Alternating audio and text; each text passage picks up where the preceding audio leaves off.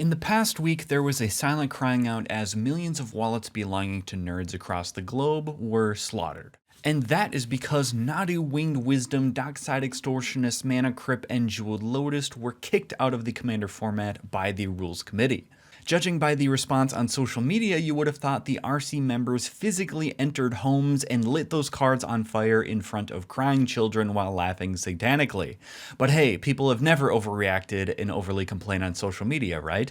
The funniest thing to me about this whole situation is that, just for a moment, the thin veil of communal pretending that the financial cost of Magic the Gathering is okay fluttered in the breeze, exposing the ugly, nasty truth behind it, which is that players expect their collections to hold value because Magic is an incredibly expensive hobby. The assumption that the player gets some financial value back from what essentially amounts to gambling is the entire premise that is used to justify shoveling money into the hungry, insatiable mouth of Wizards of the Coast and Hasbro.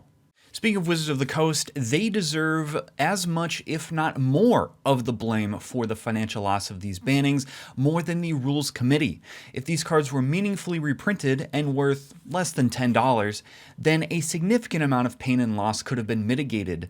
Or here's a novel idea, just don't print busted staples that can go into every commander deck in the name of short-term profits over the long-term health of the game. Now, that's not to say that the RC is exempt from criticism, and I think this banning made it evident that the watch list needs to be brought back to let the financial values of these cards sort of come down slowly instead of just having the rug pulled out. On top of that, I think it's fair criticism that the lack of bannings for Sol Ring, the Moxen, Lion's Eye Diamond, and Grim Monolith, and Gaia's Cradle, of course, can dilute the message of banning fast mana altogether, and because all of these cards minus Sol Ring sit on the reserved list, the optics for this selective banning just make it look like the whales who are willing to drop huge sums of money on reserved list cards are safe, but people who cannot afford $600 for a Mox Diamond and instead buy a Mana Crypt instead can get wrecked. And to clarify, I do like some of the problematic fast mana getting the ban hammer,